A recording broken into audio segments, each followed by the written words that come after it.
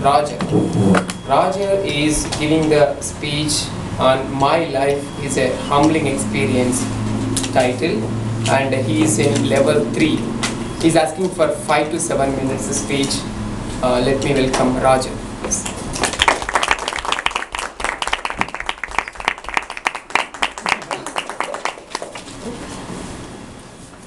Before anyone asks, no, I did not take pictures of my trip. Welcome my fellow Toastmasters, honored guests. It's good to be here with you again. My life is a humbling experience. Started from a small child, as long as I can remember, all the way up to now. When I was a child, I was picked on, not physically too much, it was more or less mentally. That took a toll on me.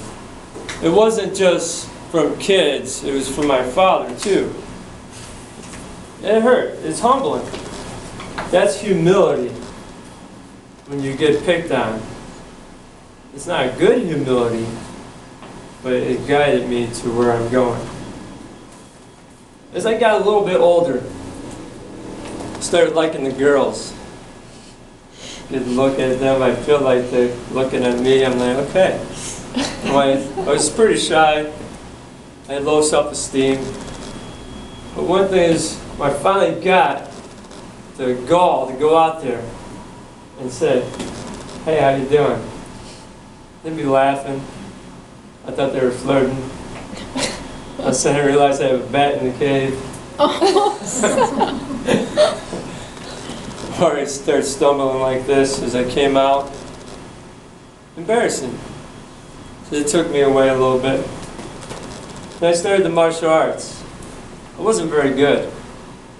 My uncle was my first instructor. He told me so. Later on, years. He didn't tell me then. He was trying to be encouraging. But years later, he told me, he goes, when you first started, you kind of sucked. I was like, well, thanks, Uncle. And he goes, but now, he goes, you're way better than I ever was. Well, that's cool. But then, being humbled my whole life, it's hard to take those compliments sometimes. As I was training in the martial arts, I was a black belt. There was another black belt that would train with me. He would train really hard no matter who it was. It could be a lower belt. And when we spar, he'd bang on them. I'd get mad for them more so than when he would bang on me, and I'd just hit him back, because okay. But one day it got really heated. Full packed sparring class. The class was completely full. There's 3 rooms in the training school that I trained at from my instructor.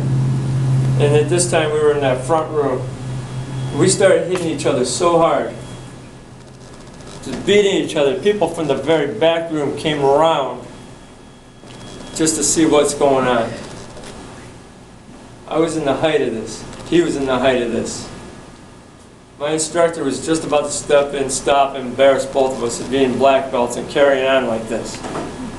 Sure enough, I came in, the kid stepped back, bang, knocked me out.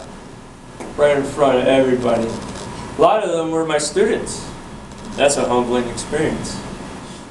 My life continues with this type of thing. Every time I start getting good at something or start feeling like, hey, I'm getting good at that, something kicks me down a little bit. I'm not crying about it because it made me who I am. It's a lot better because of that. Then years later I decided to train some guys for MMA. Some of you guys may have heard of UFC. Well, we weren't that level. We were amateur Ohio MMA fighters. I didn't do it yet. I put my one guy in there. He got knocked around by some boxer. I thought, I got to get in there. I told the promoter, give me someone good. I need a challenge. Well, he did. I got ground and pounded. I had a lot of my students, family out there.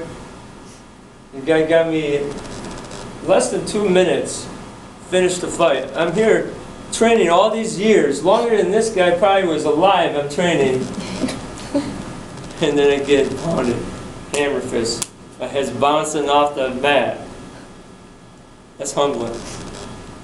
But before, I learned from these things. before the fight started, I should know better about adrenaline dump. Here it is, I got so pumped up. They're like, you're going to fight next. I'm getting pumped up. I'm working out. They went 3 rounds. 3 minutes each round. 90 seconds in between the rounds. Next thing I know, I'm getting tired. I'm still kind of amped up. I get out there. They say, ready? Fight. My legs went dump. They dumped off. My energy was here. Resulted in me getting grounded pounded. This carries on. Well, here's a quote that I want to share before I go to the next part. It's from Carlson Gracie Jr. He's one of the famous Gracie brothers in the Brazilian Jiu-Jitsu. He said, always enter like a kitten and leave like a lion. But never enter like a lion and leave like a kitten. Always stay humble.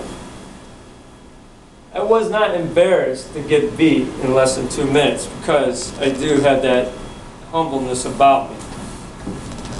But did it motivate me? Yes. Pain is a great motivator.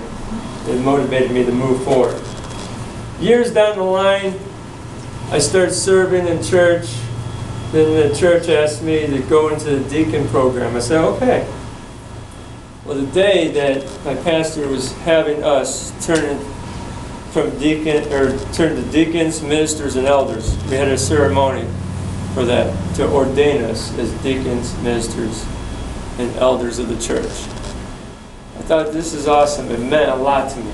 We're all dressed up great in our suits and everything. Before I left, I walked the dog. Came back, we're like, okay, let's go. Get to the church, I realized I had my white sneakers on. They were dirty too. Dirty white sneakers with a nice suit. Wearing black and all that. I stood out. Some would say like a sore thumb.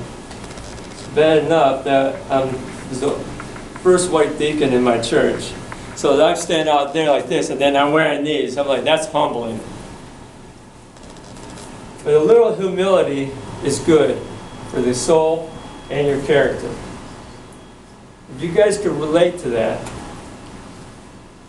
because sometimes you might go through life, you're thinking, I'm going to do this, but something brings you down and you're just embarrassed. Don't worry about it. Trying to please others it's exhausting. It's tiring.